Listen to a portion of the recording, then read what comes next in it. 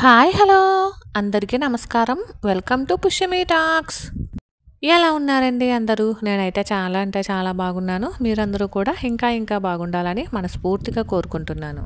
ఈరోజు వచ్చేసి పప్పుచారు మా వారైతే కాస్తున్నారు. ఈరోజు కొంచెం పని ఎక్కువ ఉంది అని చెప్పేసి వంట డ్యూటీ మా వారు తీసుకున్నారండి.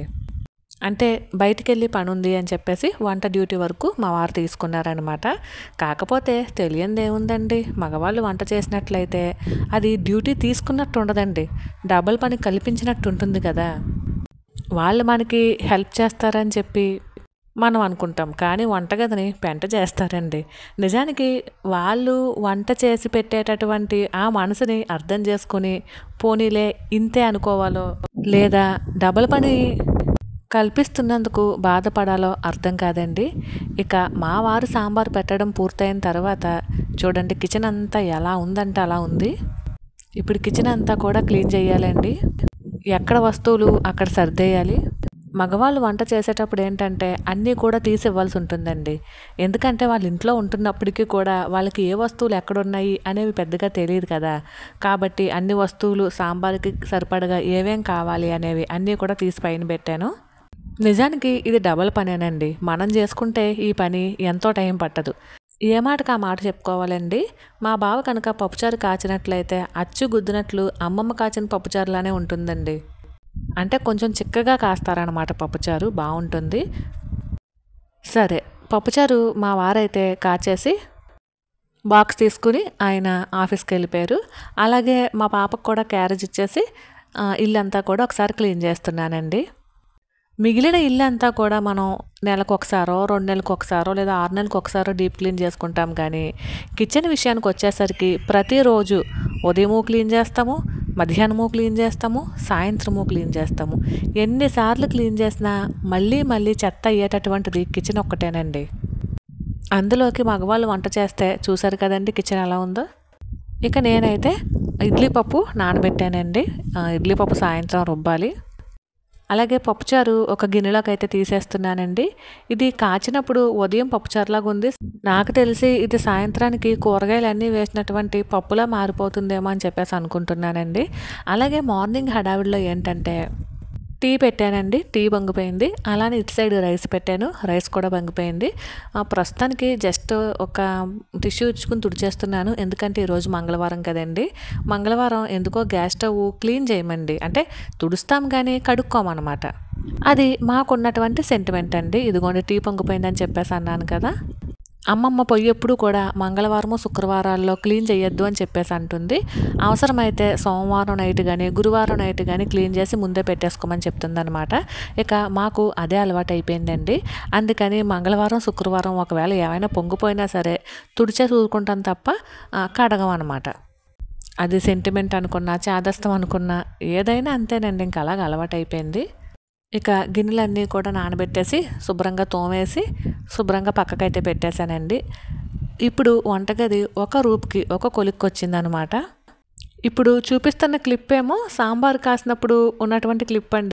అంటే పప్పుచారు పెట్టేటప్పుడు ఇల్లు ఇంత బాగా పెట్టుకోవాలి అని చెప్పేసి చూపిస్తున్నాను అనమాట అండి. అంటే మగవాళ్ళు వంట చేస్తే ఇలానే ఉంటుంది కదా. సరే, ఇవాళ వీడియోలో నేను నా ఈవినింగ్ రొటీన్ లాగా మీ అందరికీ షేర్ చేస్తూ ముఖ్యంగా మన ఆడవాళ్ళని చేసే 5 మనీ మిస్టేక్స్ గురించి సరదాగా మాట్లాడుకుందాము.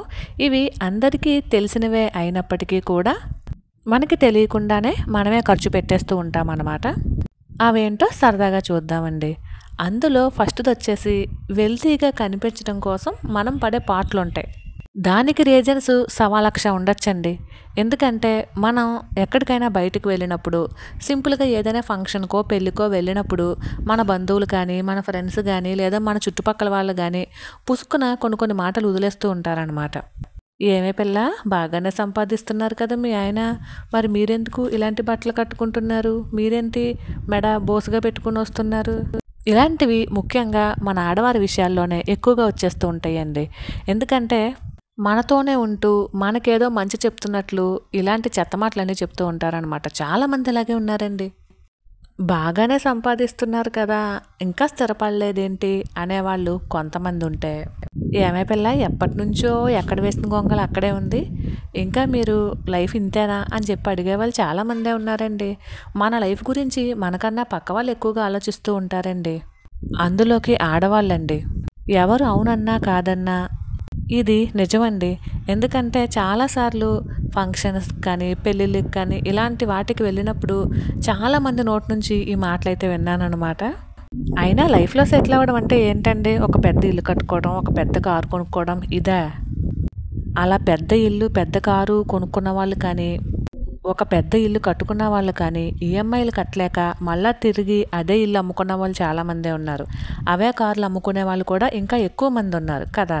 ఇవన్నీ అందరికీ తెలిసినప్పటికీ కావాలని అడుగుతూ ఉంటారనమాట అంతే. అక్కడికి వాళ్ళొక్కళ్ళే గొప్ప అయినట్టు లేదా వాళ్ళ ఫ్యామిలీలో ఎవరికైనా ఒక మంచి ఉద్యోగం వచ్చి వాళ్ళు కూడా ఈఎంఐలోనే తీసుకుంటారు. కారు తీసుకున్నా, ఇల్లు తీసుకున్నా ఏదైనా. అయినప్పటికీ అది కూడా తెలిసినప్పటికీ కూడా మీరు ఇంకా తీసుకోలేదా అని చెప్పి అంటే ఈఎంఐలో మనల్ని కూడా ఉంచాలి కదా! మనం కూడా టెన్షన్ పడకుండా ఉండడం వాళ్ళకి నచ్చదనమాట. అందుకని ఈఎంఐలో ఉంచాలి కాబట్టి వాళ్ళు కొన్ని డైలాగ్స్ అవి వదులుతూ ఉంటారు. అంటే ఇంకా మీరు ఇల్లు కట్టుకోలేదే, ఇంకా కారు కొనుక్కోలేదే ఇలాంటివన్నమాట. నిజానికి ఒక ఉద్యోగం వచ్చిందనుకోండి, ఉద్యోగం వచ్చినప్పుడు ఎలా ఉంటుందో తెలీదు గానీ, ఉద్యోగం వచ్చి ఒక 5, 6 నెలల తర్వాత మీరు ఇంకా ఇల్లు కట్టుకోలేదేంటి? అక్కడ బోల్డన్ని అపార్ట్మెంట్స్ అమ్ముతూ ఉన్నారు కదా! ఇప్పుడు కొనుక్కోలేదనుకో, ఇంకో 2, 3 సంవత్సరాల్లో ఇంక అసలా కొనలేము ఇల్లు. ఇలాంటి డైలాగ్స్ అన్నీ వస్తూ ఉంటాయండి. కానీ నిజానికి ఇల్లు కట్టుకుని లేదా అపార్ట్మెంట్ తీసుకుందామా అని చెప్పేసి అనుకున్నామనుకోండి, 20, 25 సంవత్సరాలకి పైనే మనం ఈఎంఐలో ఇరుక్కుపోవాలి. పైగా మనం అక్కడే ఉంటామా అనేది గ్యారంటీ లేదు కదా! ఇవన్నీ మనకు తెలుసు. పైగా ఒక సిటీలో ఒక ఇల్లు కొనాలి లేదా ఒక అపార్ట్మెంట్ తీసుకోవాలి అంటే ఎంత కాస్ట్ పెడుతున్నాము ఇవన్నీ కూడా మనకు తెలుసు. కానీ మనల్ని కూడా ఈఎంఐ ట్రాప్‌లో దింపడానికో, మరి లేకపోతే మేము కొనేసాం కదా మీరు కూడా కొనుక్కోండి అని చెప్పి అనడానికో తెలీదు గానీ, లేదా మేము కొనుక్కున్నాము మీరు ఇంకా కొనుక్కోలేదేంటి అని చెప్పి తెలియడానికో ఏమో తెలీదు గానీ, ఏదైనా ఫంక్షన్‌కి గానీ, పెళ్ళికి గానీ ఎక్కడికైనా వెళితే స్టార్టింగ్ వచ్చేటటువంటి ప్రశ్న ఇదేనండి. ఇక ఒకవైపు వచ్చేసి రైస్ పెట్టానండి. మరొక వైపు వచ్చేసి పప్పు అయితే వేసేసాననమాట. ఇడ్లీ పప్పు అయితే వేసానండి. అలానే మా పాప కూడా స్కూల్ నుంచి వచ్చేసింది. ఈరోజు ఇంట్లో ఫ్రూట్స్ ఏమీ లేకపోయేసరికి కొంచెం మజ్జిగ కలుపుదాము అని చెప్పేసి అనుకుంటున్నానండి. మామూలుగా అయితే పాప ఇంటికి రాగానే ఏదో ఒక ఫ్రూట్ జ్యూసో, ఏదో ఒక జ్యూస్ ఇవ్వటమో, లేదంటే ఒకవేళ ఏమీ లేకపోతే ఇలా మజ్జిగ కూడా ఇస్తూ ఉంటాననమాట. చలవ చేస్తుంది అని చెప్పేసి. ఎందుకంటే స్కూల్లో మనం మజ్జిగ పంపడానికి పిల్లలు ఇబ్బంది పడతారనమాట. ఎందుకంటే మజ్జిగ తాగితే కొంచెం వాష్‌రూమ్ అది ఎక్కువగా వెళ్ళాల్సి ఉంటుంది కాబట్టి మా పాప అయితే మజ్జిగ తీసుకెళ్ళదు. పెరుగన్నం అయితే తీసుకెళ్తుంది కానీ విడిగా బాటిల్‌లో వేయనివ్వదండి. ఇక ఇంటికొచ్చిన తర్వాత అయితే మజ్జిగో, ఫ్రూట్ జ్యూసో ఏదోటి ఇస్తాను. ఈ మజ్జిగో, ఫ్రూట్ జ్యూసో తాగేసి వెళ్ళి స్నానం చేస్తుంది. ఈలోపు వంట అయితే కంప్లీట్ చేసేస్తాననమాట. సరే మనం మన టాపిక్ విషయానికి వచ్చేస్తే ఇలా అన్నప్పుడు మనం ఏం చేస్తామంటే అస్తమాను వాళ్ళతో మాటలేం పడతాము అని చెప్పేసి మనం ఇంకా వెల్తీగా కనిపించడం కోసం క్రెడిట్ కార్డులు అవి వాడేసి మంచి మంచి చీరలు కొనుక్కోవడమో లేదంటే రోల్డ్ గోల్డ్ వస్తువులు కొనుక్కోవడమో ఇలాంటివి చేస్తూ ఉంటాము. ఏమంటే కావాలని కొంతమంది రెచ్చగొట్టడానికి కూడా ఇలాంటివి చేస్తూ ఉంటారండి. అంటే మన చేత మనీని ఖర్చు పెట్టించడానికి కూడా అయ్యి ఉండొచ్చు కదా! కాబట్టి మనమే ఆలోచించుకోవాలండి. ఎవరో ఏదో అన్నారని చెప్పేసి మనం ఫీల్ అయిపోయి అనవసరంగా క్రెడిట్ కార్డ్స్‌కి అవి అలవాటయ్యి లేనిపోని ముప్పుల్ని కొని తెచ్చేసుకుంటున్నామనమాట. మనం ఏం చేస్తామంటే ఇప్పుడు ఎలాగో పెళ్ళి ఉంది కాబట్టి క్రెడిట్ కార్డ్ యూజ్ చేసి షాపింగ్ చేసేద్దామని చెప్పేసి అనుకుంటాము. సాధారణంగా ఆడవాళ్ళ షాపింగ్ ఏదో 1000, 2000తో అయితే అవ్వదు కదా! ఒక చీర పోనీ రూ. 1000 పెట్టి కొనుక్కున్న మ్యాచింగ్ బ్లౌజు, మ్యాచింగ్ గాజులు, అలాగే మగ్గం వర్కులు, డిజైనర్ బ్లౌజులు ఇవన్నీ లెక్కేసుకున్న తక్కువలో తక్కువ ఒక 5000కైనా మన ఖర్చు అయితే చేరుకుంటుంది కదా! కాబట్టి ఎవరేమనుకున్నా కొంచెం పట్టించుకోనట్టే ఉండాలండి. ఇక పప్పు అది రుబ్బేసి అన్నం మార్చేసిన తర్వాత సంధ్యాదీపం అయితే పెట్టేసుకున్నానండి స్నానం చేసొచ్చి. ఇక కిచెన్ అంతా కూడా కొంచెం నీట్‌గా, అందంగా కనిపిస్తూ ఉంది ఇప్పుడు. ఎందుకంటే అంట్లు అవి తోమేసాను. అండ్ అలాగే ఎక్కడ సర్దేసుకున్నాను కాబట్టి కిచెన్ అంతా ఇలా నీట్‌గా ఉంది. అలానే ఇంకిప్పుడు మా పాపకి ఫుడ్ పెట్టేస్తే, నేను కూడా ఫుడ్ తినేస్తే ఆ గిన్నెలుంటాయి. అలానే మా వారొచ్చిన తర్వాత ఆయన కూడా ఫుడ్ తినేస్తే డిన్నర్ కంప్లీట్ అయిపోతుందండి. డిన్నర్ కంప్లీట్ అయిపోయిన తర్వాత మళ్ళీ మామూలే కదండి. మనకుండే గిన్నెలు అన్నీ మామూలే. ఈలోపు నేను గోంగూర ఒలుద్దాము అని చెప్పేసి అనుకుంటున్నాను. రేపు మార్నింగ్‌కి గోంగూర ఒలిచేసుకుని శుభ్రంగా కడిగేసుకుని ఉక్కబెట్టుకుని చెట్టుకుంటే కనుక రేపు మార్నింగ్కి చక్కగా హడావుడి లేకుండా గోంగూర పచ్చడి అయితే చేసేసుకోవచ్చండి. అలానే రేపు మార్నింగ్కి చట్నీకి కూడా నేను వేరుశనగుళ్ళు వేపేసి పెట్టేసుకుందాము అనుకుంటున్నాను. గోంగూర ఈసారి బాగుందండి. కొంచెం కట్టలు కూడా పెద్ద సైజులో వచ్చాయి. 10కి 3 కట్టలండి, 20 రూపాయలు ఇవి. చాలా బాగుంది గోంగూర అయితేని. అలానే గోంగూర పుల్లగా కూడా ఉందండి. ఇక ఈ గోంగూర పచ్చడి రుబ్బేటప్పుడు చింతపండు కానీ టమోటాలు కానీ వేయనవసరం లేదు అని చెప్పేసి నేనైతే అనుకుంటున్నానండి. చాలా పుల్లగా ఉంది గోంగూర, బాగుంది. ఇక మూడవది వచ్చేసి కంపారిజన్ అండి. ఒకరితో ఒకళ్ళు పోల్చుకోవటం. ఇది సాధారణంగా అలవాటు అయిపోయినటువంటి ఒక ప్రక్రియ. చిన్నప్పుడు కూడా అంతే. మీరు గమనించినట్లయితే పలానా వాళ్ళు బాగా చదువుతున్నారు, నువ్వేం బాగా చదవట్లేదు అంటూ మొదలు పెడతారు పేరెంట్స్.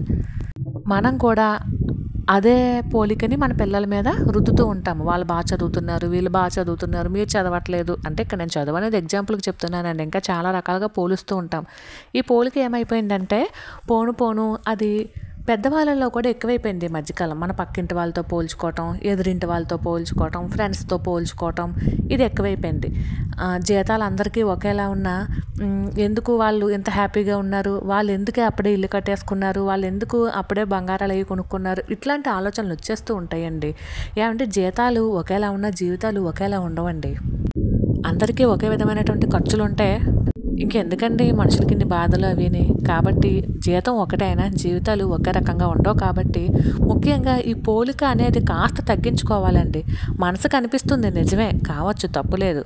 ఎందుకంటే 50,000 1,00,000 జీతం అందరికీ ఒకేలా వచ్చేటప్పుడు ఖర్చులు అందరికీ ఒకేలా ఉండవు కదా. కాబట్టి మనం మన ఆర్థిక స్థితిని ముందు ఒక అంచనా ప్రకారం ఒక చక్కటి ప్రణాళికను కనుక వేసుకున్నట్లయితే అప్పుడు మనకి ఎక్కడ ఎక్కువ ఖర్చు అవుతుంది, ఎక్కడ తక్కువ ఖర్చు అవుతుందో తెలుస్తుంది. కాబట్టి మనం అధిక ఖర్చు అయ్యే చోట తక్కువ ఖర్చు చేసుకునేటట్టు మనకు ఒక అవకాశం ఉంటుంది. కాబట్టి ఇక్కడ నేను తెలియజేసేది ఏంటంటే ఎప్పుడూ కూడా ఎవరిని పోల్చుకోకూడదండి. మనమేమో ఈ జీతాల్లో కానీ లేదంటే మంచి విషయాల్లో పోల్చేసుకుంటాం. అదే చెడు విషయాల్లో పోల్చుకుంటామండి, పోల్చుకోలేము, కనీసం కల్లో కూడా అనుకోలేము. కాబట్టి ఈ పోలికల విషయంలో కొంచెం జాగ్రత్తగా ఉండాలండి. ఇప్పుడు పోలిక అనేది ఓన్లీ డబ్బు ఒకటే కాదండి. ఉదాహరణకు చెప్తున్నాను, పలానా వాళ్ళు పలానా పూజ చేశారంట, వాళ్ళకి బాగా కలిసి వచ్చిందంట అని మొదలు పెడతారు. ఆ పూజని 100 మంది చేస్తారు, తప్పులేదండి, భగవంతుడికి పెట్టుకునేది తప్పులేదు. కాకపోతే ఏంటంటే అది భక్తితో చేయట్లేదు కదా. వాళ్ళు చేశారు, వాళ్ళకి కలిసి వచ్చింది, మనం చేస్తే మనకి కలిసి వస్తుంది అన్న ఉద్దేశంతో చేస్తున్నారు. కాబట్టి నేను చెప్తున్నాను అనమాట. నిజంగా అంత భక్తి ఉండి చేసుకుంటే ఎవ్వరూ కాదనరండి. ఇప్పుడు అలా లేదు, భక్తి అసలు కనిపించట్లేదు కదా. వీళ్ళు ఇంత గ్రాండ్గా పూజ చేసుకుంటే మనం అంతకన్నా ఎక్కువ గ్రాండ్గా పూజ చేసుకుందాము అని చెప్పేసి పూజల విషయంలో కూడా పోటీలు వచ్చేసాయండి. ఇక 4వది వచ్చేసి మన జీవితానికి తగ్గట్టు మన జీవితం ఉండాలండి. మన ఆదాయానికి తగ్గట్టు మనం బ్రతకడం నేర్చుకోవాలండి. అలానే వచ్చిన ఆదాయంలో కాస్త డబ్బుల్ని పొదుపుగా దాచుకోవడం కూడా నేర్చుకోవాలి. వీటి వలన ఏంటంటే మనం మన కోసం బ్రతికినట్టు ఉంటుంది. మన ఆదాయానికి తగ్గట్టు మనం జీవించినట్లయితే ఖచ్చితంగా మనం ఈరోజు కాకపోతే ఇంకొక రోజైనా ఖచ్చితంగా ఆర్థికంగా బలపడతామండి. అంతేగాని పక్క వాళ్ళకిలాగా మనం కూడా వెల్తీగా కనిపించాలని ఉన్న డబ్బుల్ని ఇంకాస్త అప్పు చేసి వెల్తీగా కనిపించడం కోసం అప్పుల పాలయ్యి తిప్పల పాలైతే కనుక ఆ అప్పుల్ని కట్టుకోవాల్సిందే మనమే, ఆ తిప్పల్ని పడాల్సిందే మనమే. ఇక తర్వాత వచ్చేసి ₹1 ఈఎంఐ అని, 0 ఇంట్రెస్టింగ్ ఈఎంఐ అని ఇలా రకరకాల యాప్స్లో కావచ్చు, లేదంటే డైరెక్ట్ సెల్లింగ్స్లో కావచ్చు, చాలా రకరకాల ఆఫర్స్ అయితే ఉంటున్నాయండి. మనం ఏం చేస్తామంటే 0 ఇంట్రెస్టింగ్ ఈఎంఐ కదా, లేదా ₹1 ఈఎంఐ కదా, మన ఇంట్లో పలానా వస్తువు లేదు తీసుకుందాము ఏముంది అని చెప్పేసి మనం ఉన్న వాటికన్నా ఎక్కువగా పరిగెడుతూ ఉంటాం. అంటే ఒక చిన్న ఫ్రిడ్జ్ ఉందండి, నిజానికి ఈ రోజుల్లో ప్రతిదీ మనకి ఆన్లైన్లో కూడా ఈజీగా ఒక గంటలోనే డెలివరీ అయిపోతుంది, అవైలబిలిటీగా ఉంటున్నాయి. కూరగాయలు కావచ్చు, ఫ్రూట్స్ కావచ్చు, నెల సరుకులు కావచ్చు, ఏమైనా సరే. కానీ మన ఇంట్లో పెద్ద ఫ్రిడ్జ్ ఉండాలి. నిజానికి అది మనకు అవసరమే లేదు. ఎందుకంటే ఈ రోజుల్లో మహా అయితే ఇంట్లో ఎంతమంది ఉంటున్నారండి, 3 4 అంతే కదా, మహా అయితే 5 అంతే కదా. పెద్ద పెద్ద కుటుంబాలు ఏమి ఉండట్లేదు. ఇది తెలుసున్నా సరే పెద్ద ఫ్రిడ్జ్ ఉండాలి. దీనికి కారణం ఏంటి, పలానా వాళ్ళు పెద్ద ఫ్రిడ్జ్ కొనుక్కున్నారు, మనం కొనుక్కుంటే తప్పేముంది. లేదా మన దగ్గర డబ్బులుండి కొనుక్కుంటాం తప్పేమీ కాదండి. మనం ఆర్థికంగా ఇబ్బంది పడుతూ ఇలా ఈఎంఐల పేరిట ఎక్కువగా కొనేసుకోవడం వలన ఆర్థికంగా ఇబ్బంది పడితే మనమేనని చెప్పడం ఇక్కడ నా ఉద్దేశం అండి. ఇప్పుడు నేను ఇక్కడ ఫ్రిడ్జ్ ఉదాహరణగా చెప్పానండి. పూర్వం ఏముందంటే వారానికి ఒకసారి సంత ఉండేది. కాబట్టి కూరగాయలు నిల్వ చేసుకోవడానికి ఎక్కువగా ఫ్రిడ్జ్ యూజ్ చేసుకునే వాళ్ళము, పాలు, పెరుగు, పిండ్లు ఇలాంటివి. ఇప్పుడు ఏముందండి, ప్రతిరోజు మార్కెట్లో అన్నీ అవైలబిలిటీగా దొరికేస్తూ ఉన్నాయి. ఇంకా మార్కెట్ దాకా కూడా వెళ్ళనవసరం లేదు, చక్కగా ఇంటికే అన్నీ తీసుకొచ్చేస్తున్నారు. కాయగూరలు, పాలు, పళ్ళు, కిరాణా సరుకులు ఏంటి, ఇలాగ మనకి ఎప్పుడు ఏది అవసరమైనా చక్కగా మన చేతిలోనే ఫోన్ ఉంటుంది కాబట్టి బుక్ చేసుకుని ఇంటికి రప్పించేసుకుంటున్నాము. ఇలాంటప్పుడు కూడా మనకు అంత పెద్ద పెద్ద వస్తువులు అవసరమండి? ఒకసారి ఆలోచించుకుని మనకి మనమే క్లారిటీ తెచ్చుకోవాలండి. ఇలాంటివి ఎవరూ చెప్పరండి. ఆ ఫ్రిడ్జ్ కొనుక్కునే డబ్బులయ్యే మనం బంగారం కొనుక్కున్నాం అనుకోండి, జస్ట్ ఉదాహరణకు చెప్తున్నానండి. బంగారం మనకి అవసరానికి ఆదుకుంటుంది, అత్యవసరానికి ఉపయోగపడుతుంది. ఫ్రిడ్జ్ అవసరానికి ఆదుకుంటుందండి?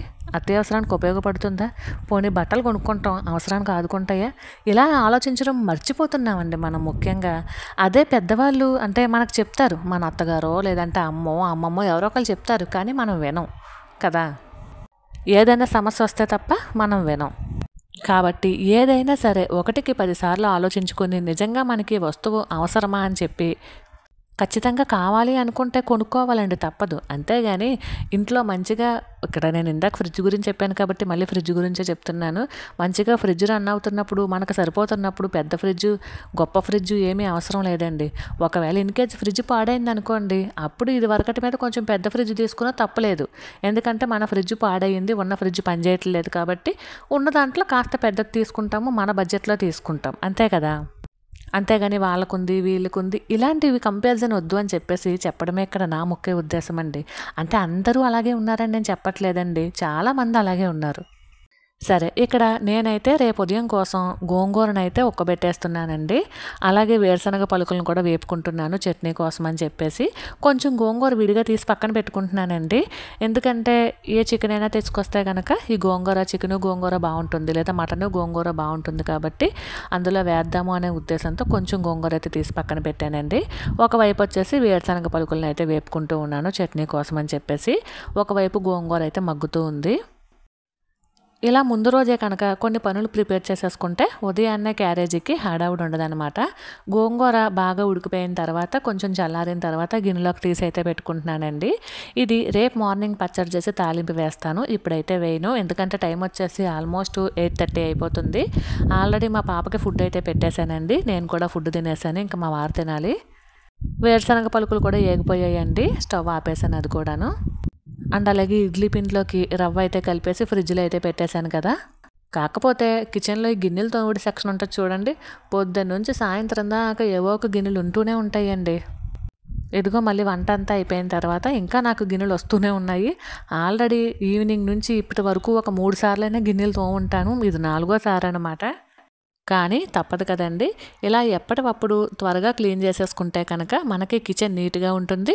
అలానే రేపటికి ఎక్కువ పని ఉండదు కాబట్టి అంటే ఉదయాన్నే అంత హడావుడు లేకుండా చక్కగా వంట అయితే చేసుకోవచ్చు అనేది ఇక్కడ నా అభిప్రాయం అండి. ఇక ఇప్పుడైతే ఆల్రెడీ నూకైతే కలిపేసుకున్నాను కదండి. ఇప్పుడు గ్రైండర్ని కూడా ఒకసారి తోమేసి క్లీన్ చేసేసుకుని నీట్గా పెట్టేసుకుందాం అనుకుంటున్నాను. మనం కనుక డబ్బుల విషయంలో ఇలాంటి జాగ్రత్తలు తీసుకున్నట్లయితే మనకు తెలిసినటువంటి ఈ ఖర్చులని మనం అధిగమించినట్లే అవుతుందండి. అప్పుడు మన ఇల్లు ఆర్థికంగా ఎదుగుతుంది అనేది నా అభిప్రాయం అండి.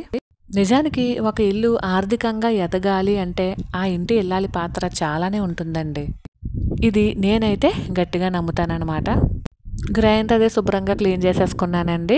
క్లీన్ చేసేసుకుని ఇలా ఒక వైపున అయితే ఆరబెట్టేశాను. ఒక 10 నిమిషాల తర్వాత వాటర్ అంతా ఇంకిపోయిన తర్వాత గ్రైండర్ మళ్ళీ ఎక్కడ తీసింది అక్కడ పెట్టేస్తాను. ఇదిగోండి ఇప్పుడైతే వాటర్ అయితే ఇంకిపోయింది. ఇది క్లిప్ కాస్త ముందుది వెనకది ముందు అయ్యిందండి. ఆల్రెడీ మేము భోజనాలు చేసేసామని చెప్పి ఇందాక చెప్పాను కదా, ఇందాకైతే భోజనాలు అయితే కంప్లీట్ అయిపోయిన క్లిప్ పెట్టాను అనమాట. తర్వాత ఈ క్లిప్ మిస్ అయ్యింది, ఇప్పుడు దొరికిందండి, అందుకని ఆ క్లిప్ కూడా యాడ్ చేస్తున్నాను.